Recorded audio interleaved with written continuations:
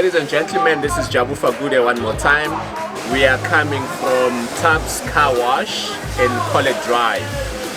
Today we're sitting in with another guy, another South African, a guy who does moves. You know, his name is Sthembiso Ndash Ndashe. What's up, brother? I'm alright, good job. You good, Bafo? And man, All is well, yeah? all is easy. Step by step. One day at a time. One day at a time. So today we'll be talking about what this gentleman is all about. I mean, if you are a Johannesburger, you definitely know this guy. He's high on social media. He's a very outspoken person. He does not hold punches in his views. He's a chef. He's a foodie guy. He's big on that. He's a biker. You've seen him in bike shows, in bike rides, everything and everything. He's there. He's an outgoing person. Brother Ndash. Yeah. Bana, just tell us about who Ndash is. Where's Ndash born? Where's Ndash coming from? Just a little background before we get to the business of the day. It's Sthembiso. Yeah. Well, that's what my parents call me. So Yeah. Birth name. I come from a place in Mpumalanga, Nelspruit side, called Enas Kamatagesi. That's not sport. No, so there's Nelspruit, Okay. and then my township is called Enas. Enasi. Yeah. Okay. Which is literally, we are on the last line, that side of the South African border. I'm actually in between two borders, the Swaziland and the Mozambique border. Okay. All right. Closer to the Kruger National Park, Okay. if you've Okay. ever been. Yeah. Yeah. So that's where we literally are from. Born and You were bred born there, yeah? Yeah, born and Okay. bred. Lived in Nelspruit, studied in Nelspruit, completed matric at a place called Doveld High School. Left 2002 to go and be based in Durban for 7 years. What's that university now? Yeah, Okay. studied at DUT, Okay. formerly known as Natal Tech. Okay. I did marketing. After completing my diploma in marketing, I moved to Pietermaritzburg, Okay. where I worked as a sales rep for Coca-Cola for about a year. Oh, okay. And then in 2007, I moved to Joburg.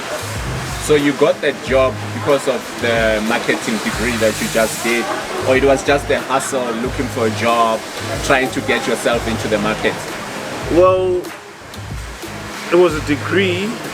I've always been a salesperson. Okay. So if we take it back, before I had a marketing degree per se, I worked in sales. I used to work in a sports shop called Sneakers, Okay. which Yeah, is similar to remember our that. sports seeds. Yes. Yeah. I've sold funeral life covers. Okay. Should you my- die? You know, my father used to have a factory making sweets. I Okay. sold that. I used to throw parties. So it's always been, not because of school or whatever, but sales has always been my thing because I've always been a people's person. Awesome. So yeah, when I finished school, I needed a job. So my internship was done actually at BMW in Durban. Okay. For 6 months I was selling cars. And then I just didn't like selling cars. Really? Nah, I didn't like Some it. people will say that's where the money's at. Nah. Look, money again is relative, but that's why there's a lot of people who've been in car industry and have left because, and there are those that have been there and still today are there. Yeah. You know, and then 2007 when I moved there, I literally transformed from everything, and I actually got into media. So I did advertising for about 7 or 8 years. So you came to Joburg 2007. You had family in Joburg? Yeah, my parents had moved from Nelspruit. My father was working this side, so we had a house in Midrand. Wow, so you only, 13 years in Joburg? Yeah. You've done a lot in 13 years. Yeah. You've done a lot in 13 years. I mean, there are people who are born here who have not even done a quarter of what you have done. Hey, Where's the spirit coming from, Bafo? I think in the most simplest way to answer that, Yeah. We all have dreams. And from having dreams, it's all about how far you want to go with yours. Yeah. A lot of us are quick to make excuses. Yeah. About life, about obstacles, about challenges. Yes, sir. You know, you asked me about where I come from. I can tell you a joke that a lot of people do not know. Yeah, yeah. In 2006, when I finished, so I finished school in 2005. Okay. In 2006, January 8th, I had a fight with my father. So when you say school, you mean university? Yes. All right. So I'm literally done waiting to graduate mid-year. Yeah. Beginning of that year, second week into the year, I had a fight with my dad. For 5 months or so, I was a hobo. Okay. When But I literally you're in Durban said, now. You're in Durban now. no, so I'm at home. Okay. I fight with my dad. All right. Kicks me out of home. Okay. I move and I stay with my aunt for about a week. Okay. From my aunt, I leave the township. I go to town in Nelspruit. Okay. I squat with my boy and his girlfriend yeah. for like 2 weeks. Yeah. But until things are no longer as comfortable. Yeah, with the boy. You know, and the fro, you know. Yeah, yeah. I leave. February, I move to Sunnyside. I squat into this flat with these 6 juniors of mine from high school. Okay. I have no money. I have no food. They are feeding me. They working at the time? No, they are students. Oh, they're students. So basically from home, you know. Yeah. From there, fast forward is March, the next one. I moved back to Durban because Durban is where I've spent half of my life. So when I get to Durban, I actually was squatting in the passage of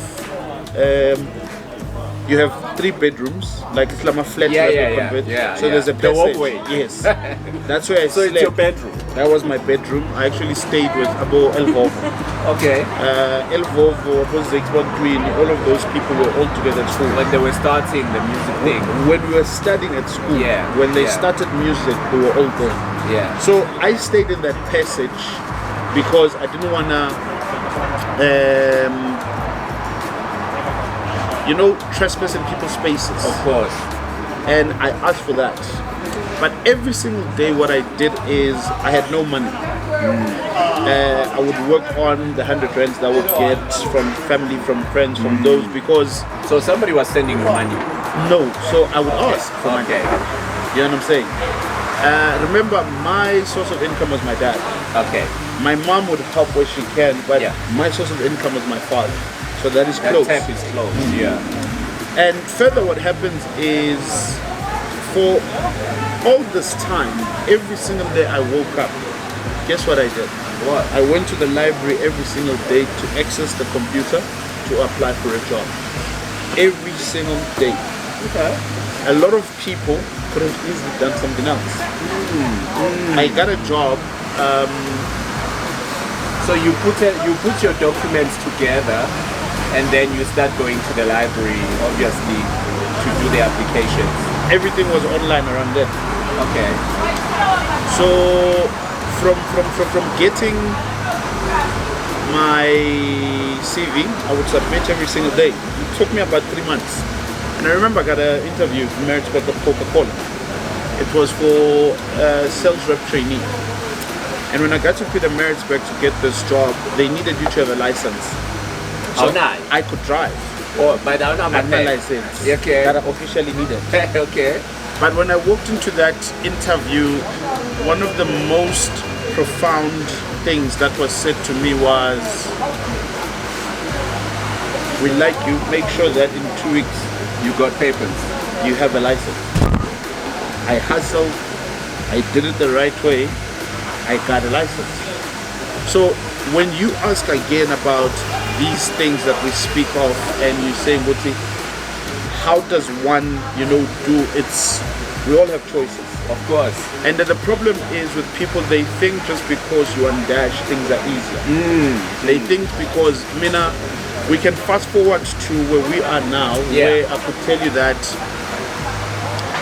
I know what to be broke is like, where as grown as I am, where you have 0 accounts. These are the things that we don't talk about. We know And people so that don't many. get to see about you. See what I'm saying? Yeah.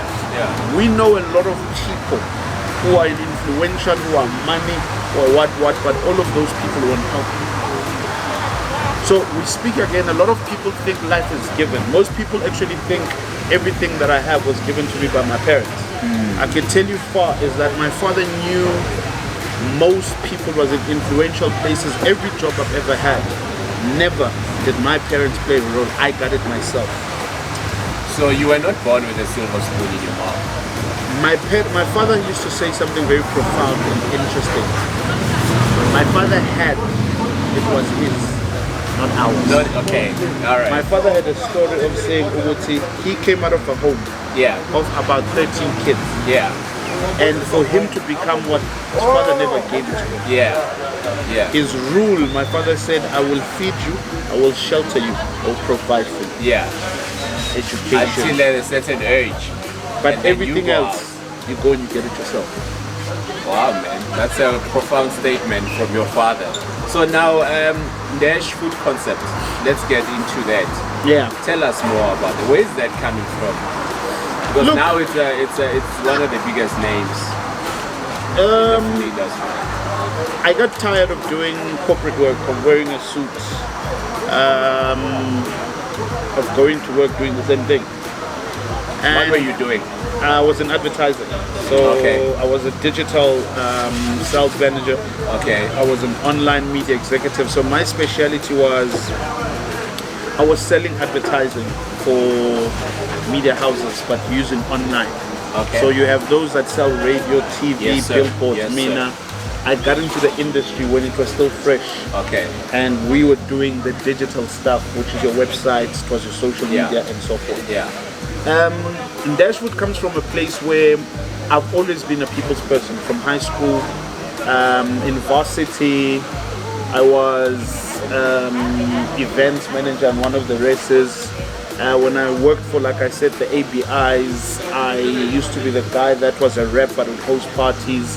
In high school, I used to get people suspended because I would host the parties. So you are always the go-to guy. I was a people's person. Okay. Food has always been something that I love. Yeah. But furthermore, when it comes to food, I think I've always wanted to buy a franchise. But when you were young and then they tell you of 3 million rand, you're like, yo. Yeah. You know? Yeah. So I never got into that part because I just kind of felt that it was expensive. And being a marketer, so I literally, how Ndashwood was started, I quit work. And I had nothing else to do. And I remember... So you didn't come up with a plan prior to quitting your job? So when I quit work, I wanted to do the same thing that I was doing by going after the services of government. 6 months thinking later... that you will provide the services because it was yourself. An opportunity. Yeah. But remember now you are competing with world-class organizations. Yeah. 6 months later, I've been traveling by myself. I've been paying for my own flights. I've been paying for what. All people were saying is that, no, we like it. We'll talk to you next financial year. No, you must come back and present. You know, they need to sign and what. I'm broke. Okay. Literally, my pension is finished. Yeah. And I remember there was a friend of mine who sponsored Kuala who said something, I think it was 2008. There or 9. I had hosted a birthday party. And in my birthday party, so the first session of it was DJs, Twala, Umnan. Sunday one was literally, I decided to cook Sunday lunch. Traditional, in which it was the aftermath. So what I'm selling now on Sunday.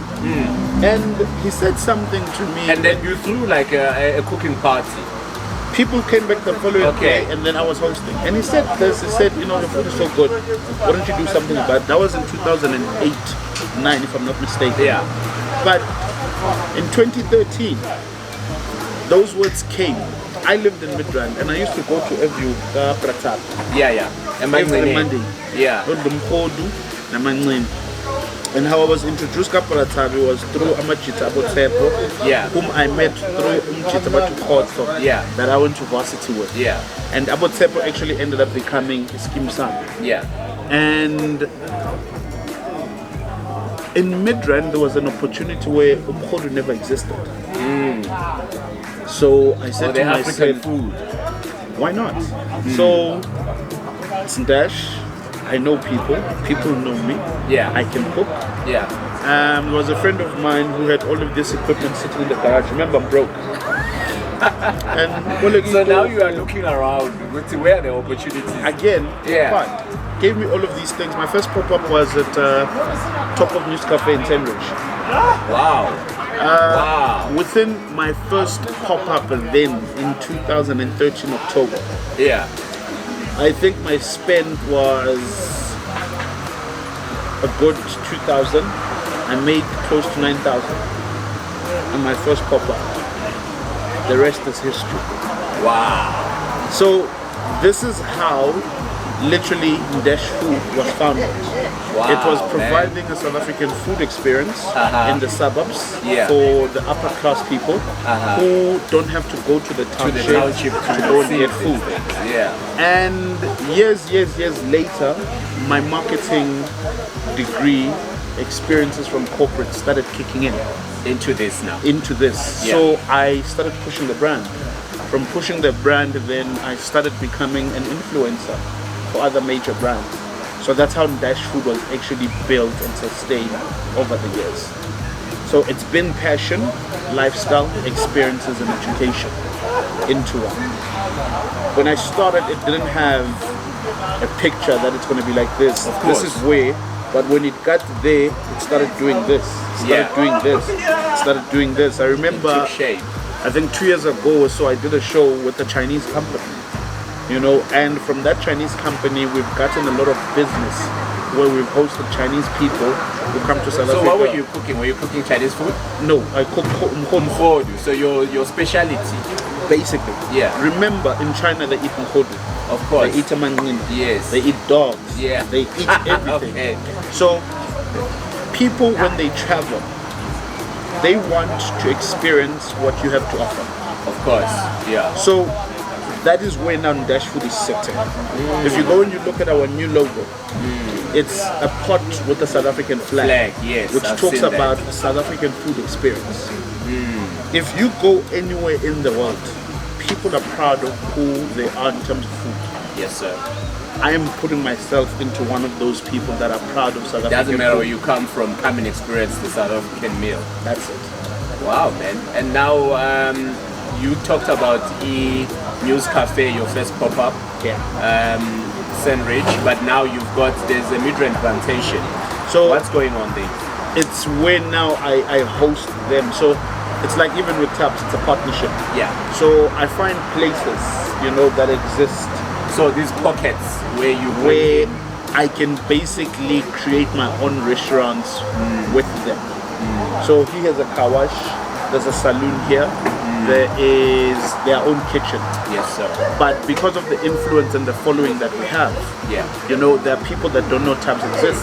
Yeah. So Tabs also gets to piggyback off that. Yeah. So when people come here, they buy Ndash Food, because now everything is like this, but then they can wash a car. Yeah. Someone can say, you know what, I think Yeah. So I find strategic partners of who I partner with. Okay, so that's how you got to use midrand plantation. It was, like I said, News Cafe, it was Shaguma, it was Plantation, it was Niche in Rosebank, it was OCD in Sunning Hill, it was Capello in Fourways. I think we've done some stuff in Maboneng. We've done things in Pretoria over the years. So you go out and look for these pockets. We go out, look for these pockets. People also approach us and saying, look, we've got this place, we'd like to partner with you. So that's what we've been doing for the past 7 years. You've done well, bro. So now, Ndash, we're seeing now there's a chakalaka or a pele pele. What's the deal there? Look, I mean food, you know, from where we come from in Nelspruit. Yes, sir.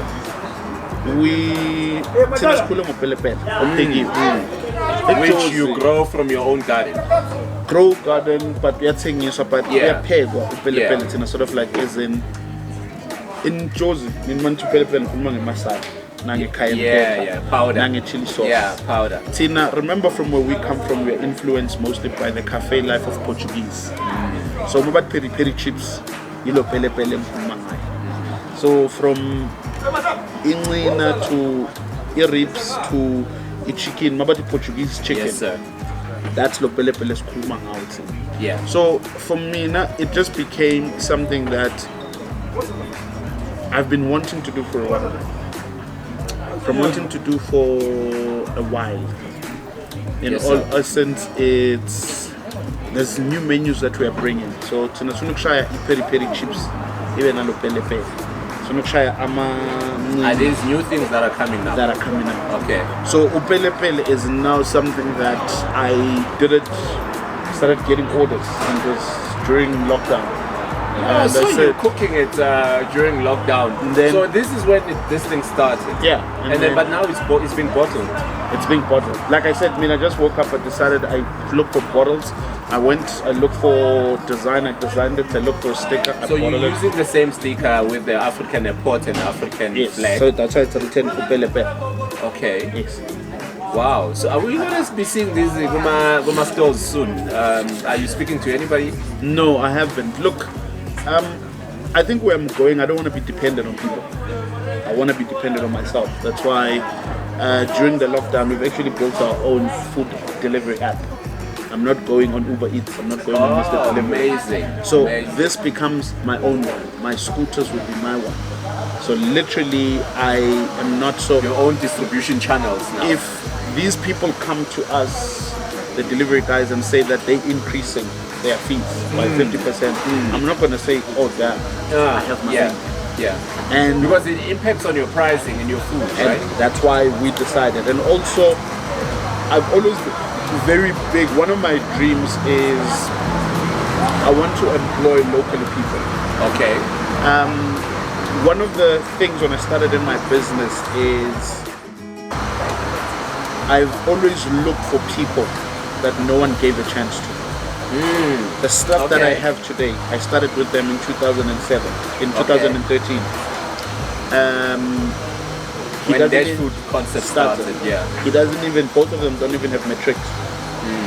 But I can tell you they have a company car. I can tell you they're flourishing now. The other one is actually busy building a house right now in the township of where it comes from.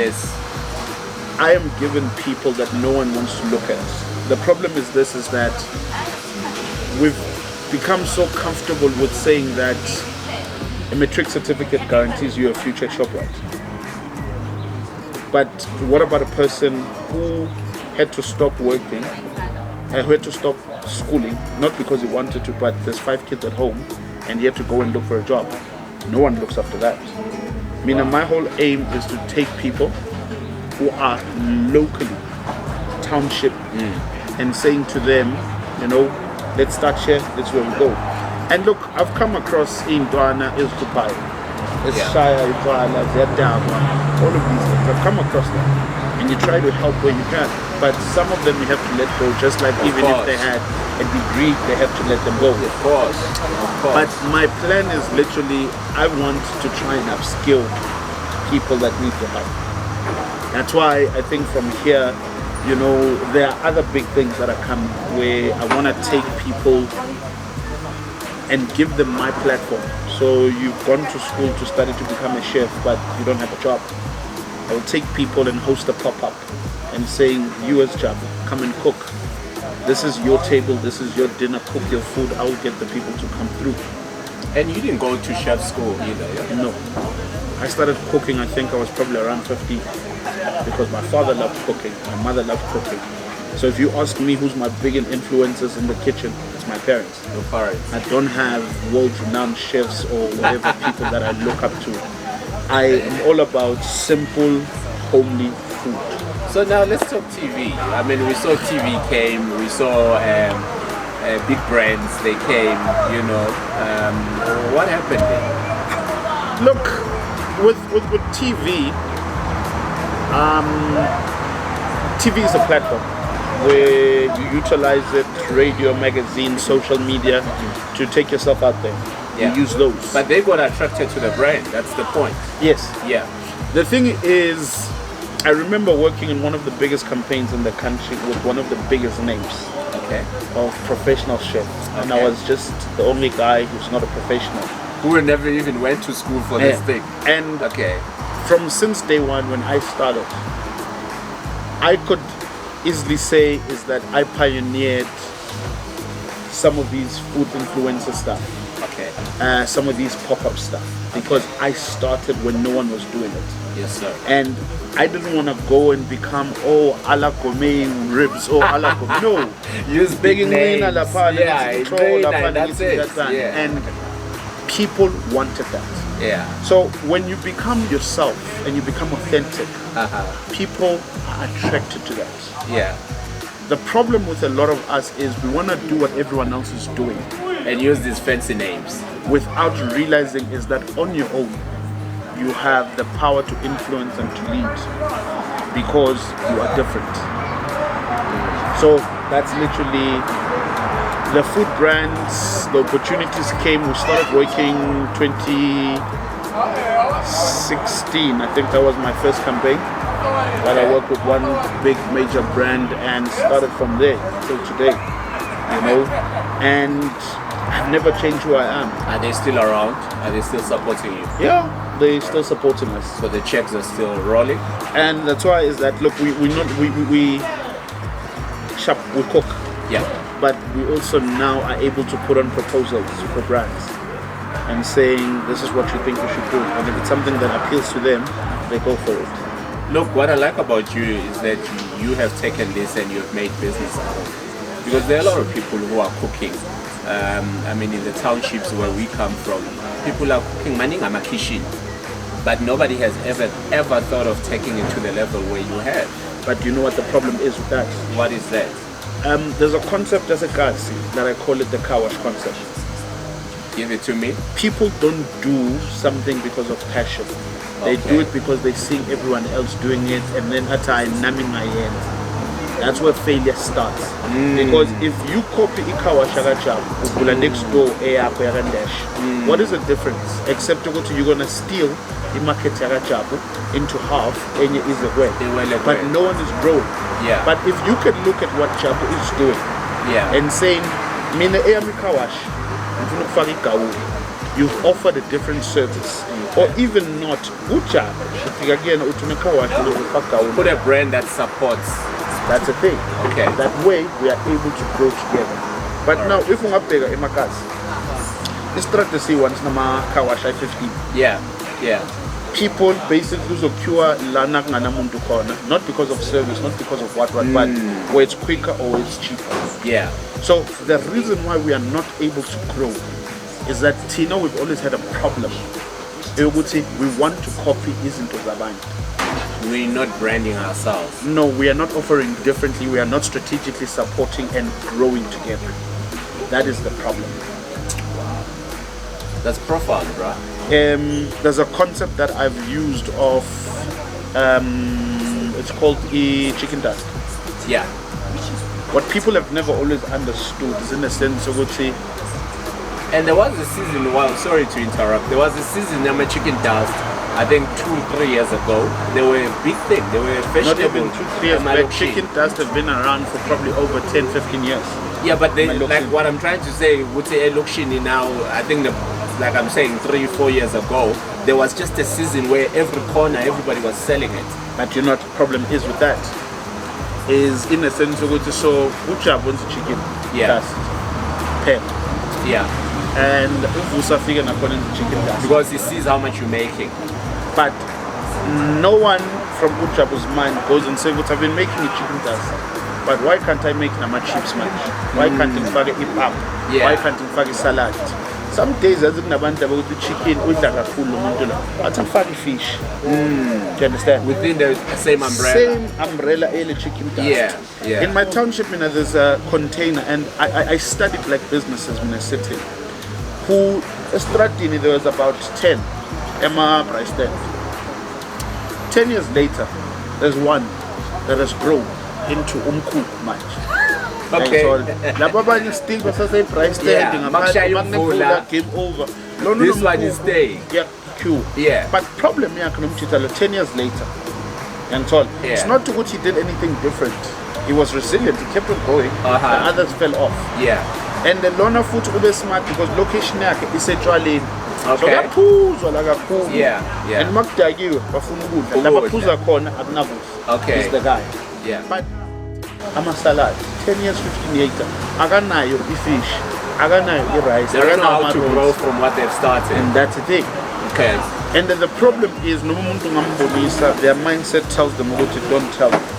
If uyafika kusasa uthi kuye yena if uyafika kuye lo muntu lona kusasa uthi do this, no, don't tell me. If I go and I do the same thing, as Ndash, because I'm now Because you see an opportunity. I'm same coward abantu basekhaya. You see the problem. So these are the things. The pie is big, opportunities are there. I can literally tell you right now is that I used to live when trend Yeah. straight line at Sthembiso. Yeah. Uhlathi avule i-container yakhe lapha. Yeah. By Mutlarin Stadium. Yeah. Enjoy mina ukudla lapha. Yeah. Do you understand? Yeah. Not because, but I enjoyed the experience and the food. Yeah. Uprata, I supported him for the longest of time. Yeah. Because I enjoyed. But the problem is, if you go there, the same thing years later. Yeah. Yeah. 4 or 5 years later, he's still in the same position. It's a problem. So food is big, and Food that's is big. why is that I'm not in a hurry of trying to grow. I could have easily opened a shop years ago. I could have easily done whatever, but it's not what I wanted. It's what people wanted me to do. Hence, that's why I'm saying 7 years later, I now have my app. There's people that don't have apps. So are we going to see a franchise in this Dash food concept? It's yes or no. Yes, it's a possibility. It's no because on my own I would rather if a big corporation can come and say we love your concept, just like companies have bought out sabotagers, have done these things to roll them up because they've had experiences, sure. But for me now to go and just saying here's a franchise, no, because that's how brands die. Because now for us to get into your market, we have to pay you 2 million. It's not even that. I feel like most of the time what happens is if I were to sell these things and I sell it to you, I don't have the experience on how to run the franchise. A lot of brands, when they go franchise, they die. Why? Because the people that come in there, they don't do things the same way as you. They're not as passionate. Yeah. Then people that come to your brand, they expect the same experience. Yeah. And then walk out and saying, but It's this is not the Dash." same. That's the thing. All right. So now, are we going to see your recipe? Are you going to put them in a book? There is something that I'm working on, but it's not a book. It's better Okay. than a book. Oh, is it? I kind of feel like a lot of people, everyone is doing books. Okay. I just want to shift in that space, and that's what we're But saying. you're going to open up your recipes to the the nation. world. And this is again, is that I could easily go and propose for a book deal. Yeah. I think I've built a brand and a name enough to say people yeah. can buy into it. Yeah. But what makes my book different from every other author that exists? I can tell you of about 20, 50 South African cooking chefs. Who have You don't books. even book, but you don't even know them. Yeah. The reason is everyone wants to be an author, and then they ask you what is so different about you. There's nothing, but there's more things that you can do. There is TV, there is TV shows, there is social media, there is social TV. There is These shows. What we're these doing shows. here. You can actually have. You've never heard of anyone having a cooking show on radio. So why can't we? Yeah. There The is other a lot day, of not long ago, during you had a cooking social show. Let's call it that. when I was speaking. Yeah, well, you were speaking and you were telling us what you were cooking and all of that. Do you think that space has enough market? It has, but you just need to have an audience. The problem But is you can create it over time. the thing is it's consistency. Okay. Unfortunately, a lot of people have built brands or social platforms, one because they create beautiful content, others they use nudity to Yeah, create those. yeah. to attract following, and some have used lifestyles. Yeah. You know, but at the end of the day, if people are always looking for content to consume, when we sit and we speak of my food Yes, or sir. my personal Dash food page, Yes. people are like, why do you have 20,000? And I'm like saying, because I've just been me. Yeah. You know, I like bikes. I'm a father. I Yeah. love my family. Yeah. You know, I speak about things that I feel like other people want to speak about. So there are others that have 100 who buy a pauper, who, you know, and stuff. So from a content perspective is that even if you're able to have 100 followers, if you create content that they like, they will follow. They will grow from there. Now, wow, just before we move to another side of your life, you have a show, or you had a show on TV where you brought in your mom. Yeah, it was How a did campaign. that feel like? Let's start there. Look, it was a great concept, Okay. you know, to celebrate my biggest influencer, Okay. which is my mother. And She must again, have been.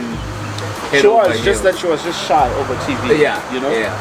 But there again is, I remember when these things were happening, there were a lot of people who were more qualified than me, more famous than me. But because when you look at them holistically, they don't showcase their authentic life. Okay. I qualified because I hang around with my moms. I would make videos at home with my moms. I would chill with my moms. Yeah. So the idea was literally get in the kitchen, cook with your moms, relax with your moms, and have these talking stuff, you know, about what she used to do, what I'm doing. You know, to move just outside of that, like I went out of my way during lockdown to make sure that every day I cook for my moms, I bake for my moms, I eat all of these things. And Where did you say your parents are now? Are my they father's still in late. Madrid? My father's no back at home in Komala. So you were locked down in Mpumalanga. For the first 5 weeks I was at home, Okay. and then for the Level 4 you came back. yeah, because of my daughter, so I just felt mother Close the different, space, the gap. you know, Yeah. and then came back, and then I went back for Mother's Day, and then started again back in Joburg. Let's get into your daughter. I mean, you've been very outspoken when it comes to the father and the daughter relationship. You've been on radio about it. You've been everywhere about it. Social media. What's the relationship that you have with your daughter? Let's start there. I'm a As father. a father, yes, as a I'm father. a father who loves his child, who is responsible for his child, who is unapologetic for his child, who makes sure that his child feels and gets all the love that she deserves. Yeah. You know, and it's very simple because now I started being a father when I was financially, mentally, physically, emotionally ready. I did not make a child because I was born. How old is she? She's 8, and I had a She's child 8. when I was 30. I At could have 30. had a kid. All right. for my So 21. financially, this is okay. Not the bank rent, but to But take care of my child. you were there. You were To there. take care of my child. Enough money Not for able to- nappies, enough money for meal. Exactly my point. Yeah. So all right. it's a beautiful relationship because I've documented from day one the love I have for my child, and it started becoming something that inspires actually Other people. to be better fathers. It Yeah. basically started opening a dialogue and conversation for women who says we wish our fathers were more like you. Okay. You know, where I started now helping people that are going through co-parenting challenges. Okay. Give them advice, and they will come back and say, you don't know how much you helped me. So even that as part of my life has opened a channel where I'm able to speak to the world Yeah. and to help where I can. Yeah. But now, how do you say to your daughter, well, now she's probably at the age of understanding, but at the time when she couldn't understand why daddy is not with mommy? Well, my daughter has never had to ask me that. Okay. And it's not something that But did you ever break the ice? Did you ever No. speak about it? No, my daughter knows that she's got a mother and a father. Okay. Two separate Daddy She feels the love for daddy and she feels the love for mom. mom. My family loves her. The mother side loves her. That's all the child needs. So my child is, in a sense, is that look, this is the reality of it. Do you think that question will come soon? When it comes, I'll be ready to answer. I've got nothing to run away from. It's like, I think if I do have a story for my child, it's like when me and the mother were young, before she was even conceived, we tried this engagement thing. Yeah. And then called it off after like 2 months. Did you pay lobola? No. Okay. I actually have the ring under my drawer, which has been something I've been saving. Yes. That I want to give to my daughter when she turns 18 or 21, to saying that you were never made out of mistakes. So you did present the ring to the lady? Yeah. And then she gave it back to you? No. We dated, but... Well, I'm saying, after all it's not said even and done. that she gave it back. The engagement, honestly, was a mistake. We were young, and when we had broken up... Is this when you were 30 now? No, I wasn't 30. How old was I? I was in my 20s. I'd gone to Cape Town, Namachi, for like 7 days. Okay. So when I came back to Shuli, so and you had not said good to you? Oh, because we took Cape Town, but I said Cape Town, Shigashi. So when I came back, things were tense. Yeah. And I went and I bought a ring. And just to cool things down. So it was out of pity. We were not ready to become married. Yeah, I see. We were not ready. That's why, I'm still not married. It was a bribery ring. Something like that. And we broke up and the ring had gone for resizing. So when it was ready, they called me to fetch it. So I fetched it and I put it in the drawer. But and there was no more relationship to give. But we got back. But we didn't get back on engagement. On that level. See what I'm saying? Wow, that's interesting. So it's one of those. I think what people like to understand, a lot of people damage people by staying in relationships that are unhealthy. All the kids want is to be loved. It's love, yeah? All the kids want is to know that's my dad, that's my mom. All the kid wants is a healthy environment between parents. Parents don't have to be together. And there's nothing wrong with co-parenting. Nothing wrong at all. It's just that a lot of people fail because of pride, entitlement, and ownership. So now what happens when you have the one party doesn't want the other party to see their children because they feel like they want to punish them out of whatever sadness that went through the relationship? And it's very simple. If you can't speak to a person who say what you're like, then you have a problem. If it's not working, go to court. Take the legal route. There's no way the court will not Sort it out for you. Remember is that you can have a relationship with your child. If a person doesn't want anything to do with you, that's fine. End of the day, they will realize is that if they are immature, they will realize that they are hurting their kid. What was did you have an organization on that? It's a campaign that I do it on my spare time. It's called I Love Fatherhood. I Love Fatherhood. Okay. Which promotes responsible parenting, it teaches people about co-parenting, and it advises So you people. do a lot of speaking under that brand? When I get a chance. Okay. Yeah. All right. So do you think you want to grow it so far that even your daughter, eventually she speaks under that brand as well? No, not really. It would be for me. I think I'm one of these parents that I'm not going to build things for my daughter.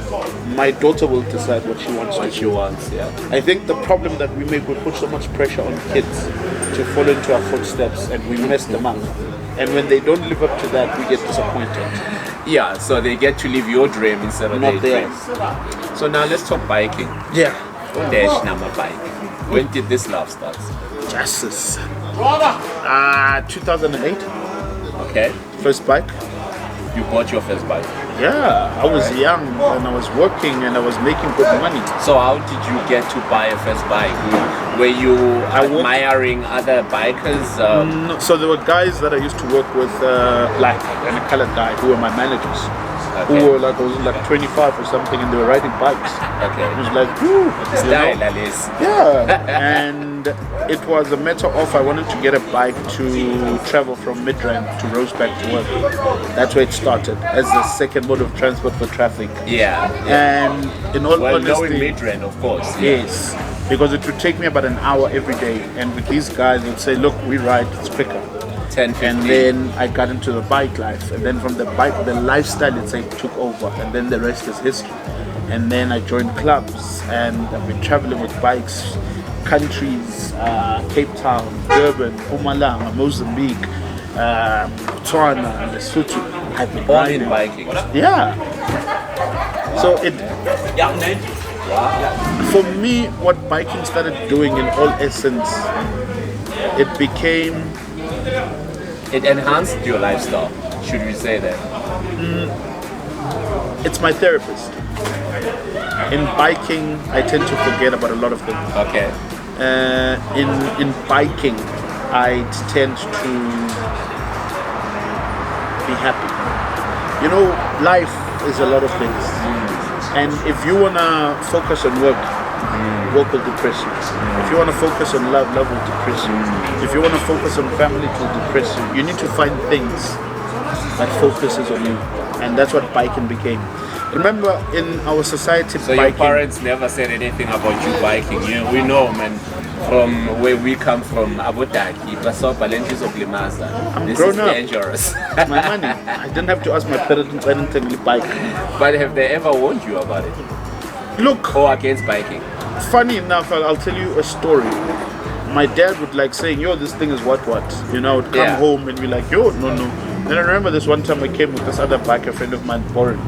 It was 2 wheels in front and then one at the back. Okay. Guess who got into that bike? My father, and he was riding it. Okay. So people are quick to say something about something they don't know Yeah.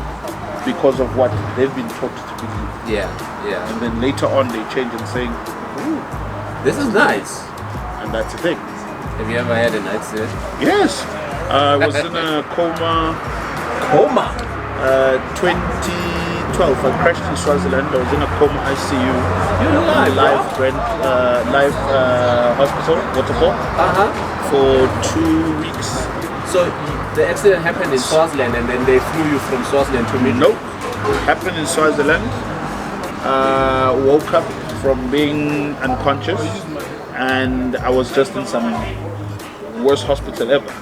We're in Swaziland. Yeah, and I was like, guys, I have a medical aid. I need to get out of there. And they didn't We're want in Swaziland. Imanzini. Kamanzini. And So you then- were in a general hospital. And I said, guys, I have a medical aid. And it was like, yeah, but we'll only transfer you in 2 days. Like, I'm an accident victim and I'm put on a drip, AMP. So literally, I called some friends of mine who are prominent families in Swaziland to get me to be approved whatever I needed to sign to get out. Some friends of mine came to pick me up, drove me back to South Africa. Literally in a car sitting like this. When we With got to drips the, and all that what stuff. drips? When I got to the hospital, they said this man is this close from having a heart attack because my ribs were fractured. And the sitting position. My one lung had collapsed, so I couldn't breathe. I was breathing with one lung. What else? And what, 4-5 hour drive? Was the journey. longest drive of my life because even the guy that was driving, he was driving slow. And you can't drive fast because you're in pain. And Yeah, but I think faster would have been better than slow. You know. So when I got in, I was put into ICU. Like I said, I couldn't walk for 6 months. But that was the last accident I actually had in 2012, the first and the only one. I've and been you responsible ever came since. back and you jumped back in. Yeah. Or you had a break first to say, hold on. Nah, so I remember I couldn't walk for 6 months, but I was fixing my bike while I was at home. And then a year later, after the accident, so remember 6 months. So I'm talking about 6 months later, 6 months after I was later, starting yes, to walk. yes. It was that event where I crashed in Swaziland. Yeah. I'd fixed the bike that I crashed with. So and it's I an went to- annual event. Yes, You're then I going went back to- to the very I same. went. So now this is your basically prove a it's your point. first time in that it was an coming accident. back. It was an accident. Not that It has shut in your life. it was an accident, which was a mistake which happened. So I went there. In both Lileba. Yeah. I'm not gonna lie, yes, I was wrong. It's things that we must talk about, man. to the point. That's why now when I went back, I even became a club president. I resigned in December last year. I advocate now safe riding. I advocate now this thing of Don't drinking. drink and drive. You know what I'm saying? Yeah. So I had to go through a certain path in my life in order to become experience that. all of these things. I'm fortunate that I'm alive. Some people did not make it, but I am. I'm not going to go sit in a corner and saying, "Oh, I didn't die. I'm alive. I'm alright." So that's how biking has been, and I have. Like if you're my girlfriend or my wife or whatever, you said I must choose between a bike and you, know that you leave her. Really? Man, you're hard. I'm not You gonna are live. hard. The thing is this. Over the years I've learned, and I live by one rule. I come first. Okay. If the mistake we as human beings that we make, we put others before us, and when they don't, you get disappointed. Yeah. When they leave you, you commit suicide. When they do these things, Yeah. First Because rule you of life. forgot to leave. for yourself. Yeah. People must love you the way that you are. No one is perfect. So what is Dash up to today? I mean, we know you are a biker, you are a TV personnel, you are a foodie, you are a father and a proud dad and everything. But what is next for you? Oh yeah, another thing that I like about you, which I wanted us to speak about, is this nail sprayed love that you have, because just doesn't come out of your vocab. It's home. Well, everybody has a home, but we don't hear them spreading the way you do. But that's the problem. I'm not from Joburg. Okay. Joburg is presenting me with opportunities just like Durban has done that. Yeah. But I'm from Nelspruit. Yeah. When I die, I'm getting buried in Nelspruit. When I retire, They're taking you there. I'm not getting buried here. So like if you know me from Joburg, from this country, You better my drive. funeral is there. Yeah. Simple as that. You know, back to what's next. Yeah. I just keep on dreaming. You know, there's a couple of things that during this lockdown that I'm working on. You know, because Open up your eyes. my mind, and it's not impossible. Yes, sir. So literally where I'm going to is, it's work in progress. I think what life presents to us as an opportunity, we must never stay in one point. There are people who started off being actors, who started off as being DJs, now running recording labels, now being producers of TV shows. Yeah.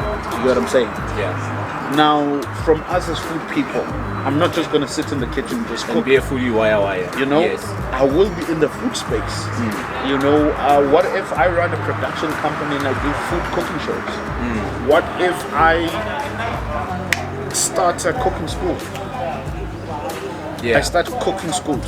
You know, so it's a whole lot of things and how you look at it. I think when you stop, You stop lying. You stop living. you stop living. I might even end up disappearing from this entire space. Like I'm sure you've seen people who were actors before who just disappeared. Yeah, yeah. But you will come up to them, they're doing something Yeah. totally They in the incorporate. background Yeah, and yeah. stuff like that. So Yeah.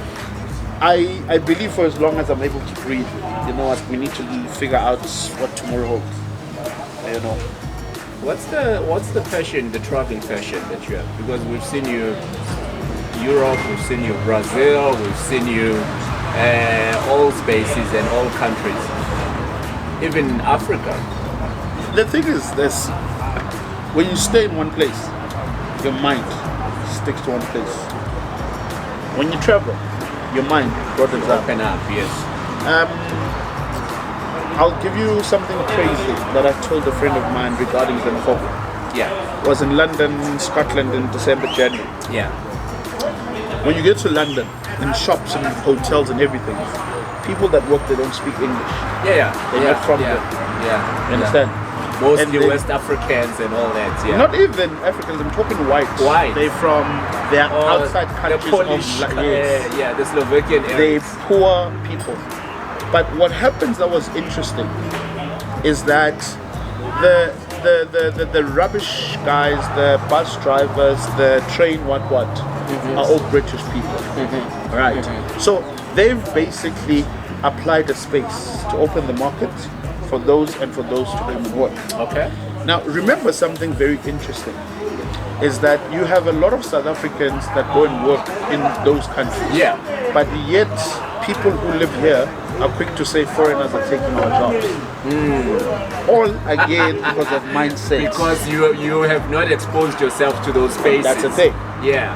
A lot of people in South Africa have gone outside to the world and they saw an idea to come and make it successful in South Africa, all because of traveling. What people don't understand, the money that they spend to go and party in December in Cape Town is equivalent to you to go and have a life-changing experience in any foreign country. Okay. If people can move, it's like when you live here and you go to Swaziland, you'll be exposed to something you never thought of. Of course. Botswana, which is down here. Yeah. Lesotho. Yeah. All of these things. From here to go to Brazil, it's very cheap. And it's no big deal. The reason, do you know why Brazil currently, if we speak freely, is one of the struggling countries with the COVID? Because Brazil is one of the poorest countries in the world. But people dream of going to Brazil. We as a country are way better than Brazil. But people would think Brazil is, oh my God, is an achievement.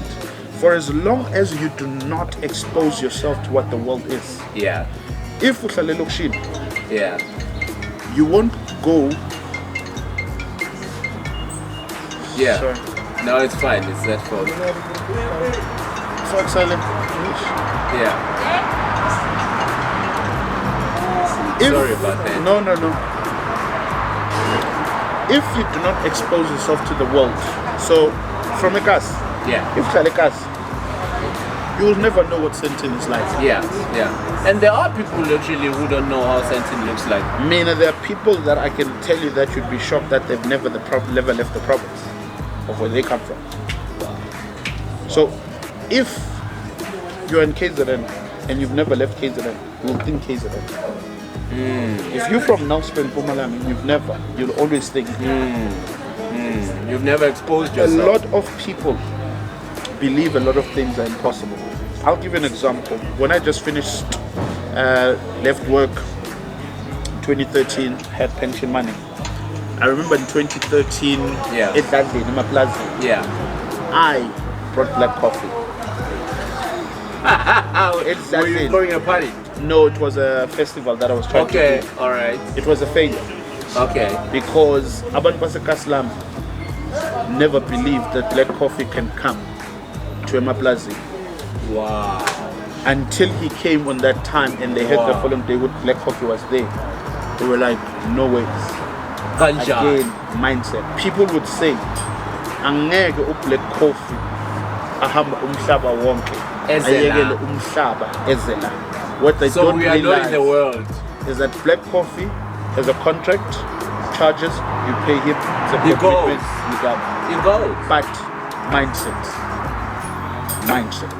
Wow, man. So these are the kind of things that we can speak of freely in this world.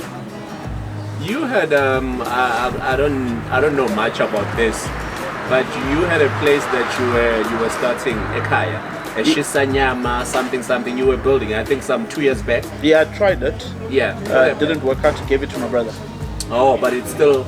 Look, not in the sense that we would have loved to, but my brother's able to make it work for him. Again... Is this your younger brother? Yes, my younger brother. The thing that happened is... But you are putting your heart on that stuff. I remember, man. I've always dreamt of becoming someone who contributed where they come from an employment, from building something that will sustain people, something that will leave a mark on something of where I come from, because many of us will come from Makasi, where we come from. Siabai, we get education, we get work, and we end up in my Jos, in my Durban, in my Cape Town. Where we come from, we don't invest, but we are quick to come and complain, city. Pakistan, Somalian, Abuzbanbani, Abelun are building malls. We are not investing. If you could look at our capacity, if you could look at our learning, if you could look at the knowledge that we have. Yes, sir. If we can take what we invest here back there, our townships will be much better. The reason they go backwards is because those that go to look for better education are not bringing back the knowledge that they have. Wow. That's a problem. So, but now you mentioned that that place Yasekaya didn't work. Why do you think it didn't work? Mindset Yalapana is, I think I built doesn't deserve it. Oh, okay. You're saying to people, no cooler box allowed.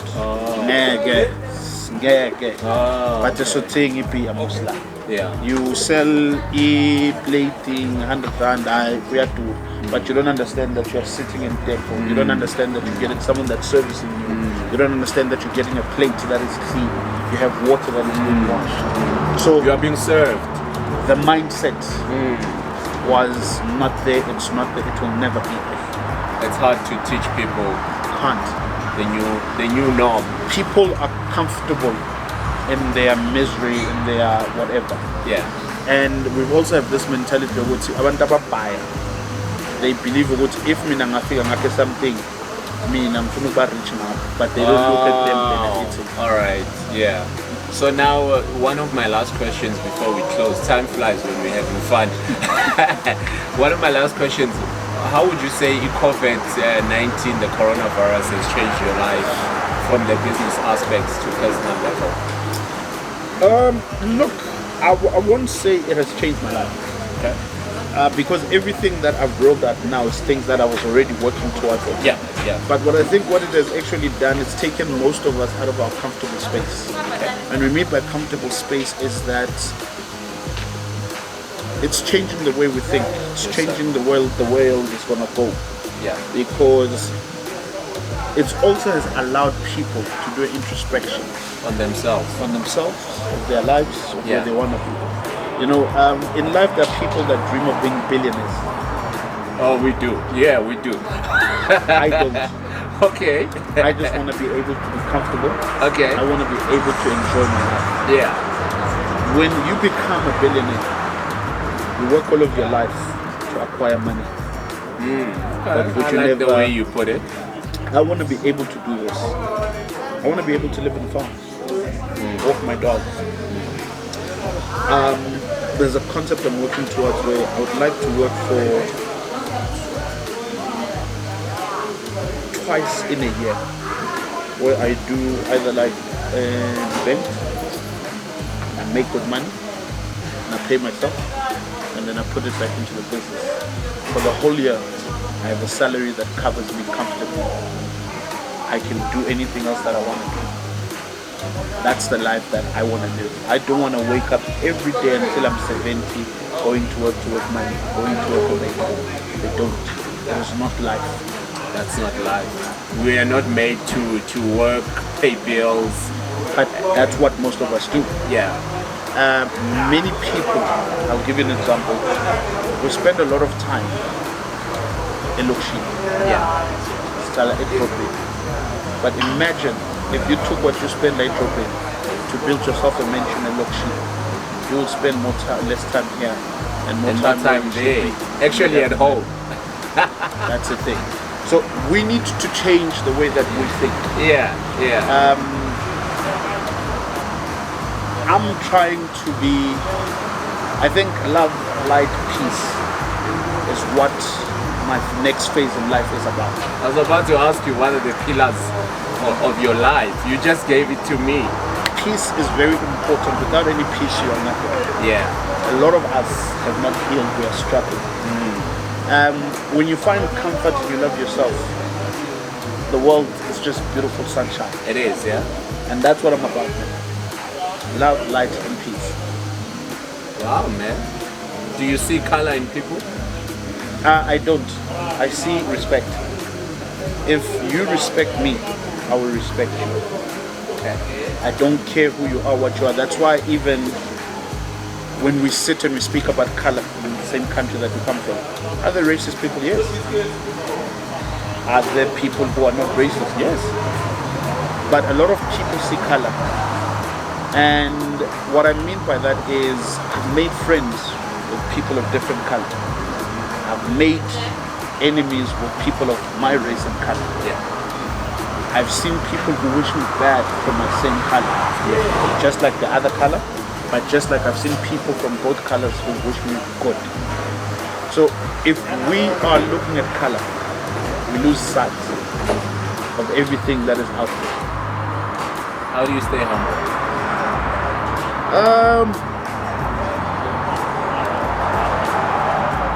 Umuntu nabantu.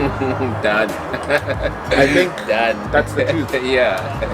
The moment you think you're better, Yeah. you've lost it. Yeah. The moment you think you've made it, you've lost it. Yeah. The moment you started looking down on people, you've Yeah. lost it. The truth is, no matter what you do, people will always say things. I would rather people say bad things about me when I know wholeheartedly Yeah. I'm doing it. Yeah. You know, we are still so much as Yeah. it's okay. But ending I'm safe. Yeah. Ending at peace. Those that allow themselves to know me, Yeah. they go but so you can't survive this earth and this world without people. Ndash, man, it was a pleasure. We had so much fun. Like I said, time flies. We've just been speaking just above an hour. Yeah, that's how long we've been speaking. And but you gave us, you poured yourself out. Look, we just want to appreciate you. South Africa appreciates you. I'm speaking on behalf of the whole country right now. So I know you are. I had so many questions to ask you. We didn't even get to most of them.